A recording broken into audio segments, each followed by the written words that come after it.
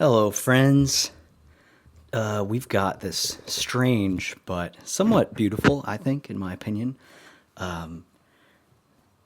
Easymoc by Engineered Garments moccasin boot. Okay, this is a sheepskin boot with a beautiful kind of grayish brown rough out suede, Vibram sole. That's the polyurethane sole, very comfortable.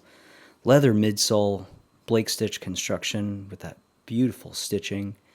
And this is a genuine hand lasted, hand stitched moccasin construction boot. And of course, the obvious thing is it's really you know, it's the what I think a pretty cool masculine counterpart, or just high quality counterpart to the Uggs. To your classic pumpkin spice Ugg boot. But these are gnarly. They've got the kind of forward vamp that is popular in Maine style of kind of slip-on, pull-on moccasin boots. Quaddy makes a similar boot. They call the dorm boot. Actually, no, the dorm boot is something else. I forget what they call it, but they had a pebbled leather, pebbled brown Horween Chrome XL boot that they made with Filson. That was kind of a very similar style, kind of this very long, wide vamp. I don't know why that is, but it kind of works with this. I got these boots from Canoe Club out of Boulder, Colorado, and I got them because they were on sale. I also got them because I really like sheepskin.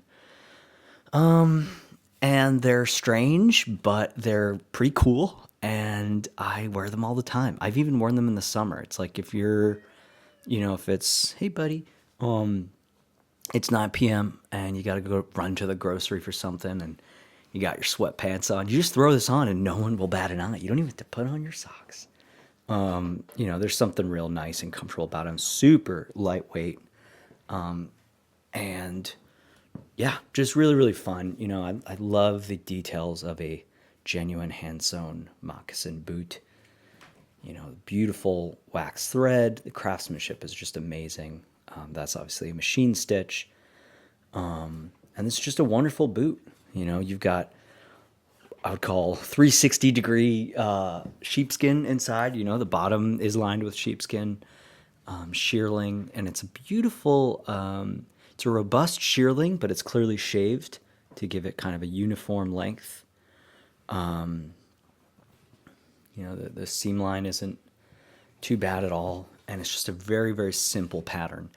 They've got it in brown as well. I think looks awesome.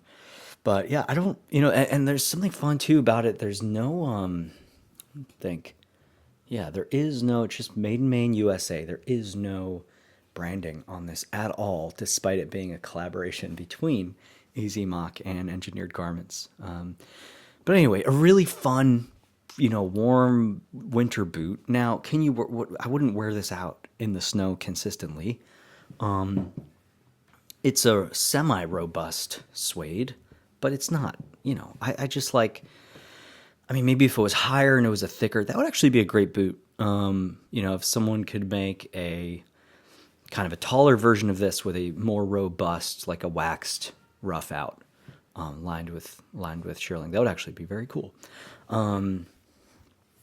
You see parts where there could be potential delamination over there, but nothing that is concerning at all. And really thin rubber midsole, and then you've got this leather, let's call it a footbed, and then this would be Blake stitched, and then a shearling insole that's just glued on down, and that's what you're standing on. So it's real nice, real comfortable, and again does feel durable, but not quite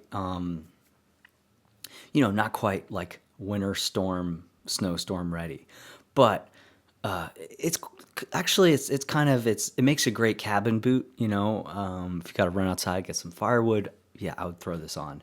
But would I wear it to actually mess around in the woods? Absolutely not. If it's winter and you want to throw some boots on, take the trash out, take the dog for a walk, So it's an interesting combination of urban and rural, of modern and traditional, of kind of, it does have elements to it that make it feel like a very very high quality robust boot, but also a little bit I mean it's certainly designed to be lightweight, and it's also a little dainty, just doesn't feel bad at all. It's a nice suede. It's not a thin suede. I don't think you'll puncture or, but something about it is just like, okay, yeah, I just wouldn't put it through if I did put it through its paces, I wouldn't be surprised if I don't know, if it didn't look too happy about it. But that would, now that I'm doing this and I'm really kind of reflecting, I love these boots for what they are. I think they're great and they're fun. I like that I can throw on this like warm shearling leather suede slip on and still be wearing something that's beautiful. And that should be the case. I don't know how something like the Uggs became just so popular, where wearing a shearling lined boot became associated with like kind of crap quality and frankly ugly quality. This is more interesting. I think it's beautiful. If you said it was ugly, I'd be like, yeah, I get it. Like, this is just, the proportions are strange. It's like wearing a moccasin, shoe with just a wide, strange gaiter. I don't know. But that being said, it is fun throwing this on and running to Whole Foods for your last minute. Maybe you want some ice cream at night or something. You're like, I'm being bad. I'm going to go get some ice cream. But you're like, well, I'll get the grass-fed, ice cream without the crap in it. It's sweetened with dates. Do you guys, Cosmic Bliss? That's like a real healthy ice cream.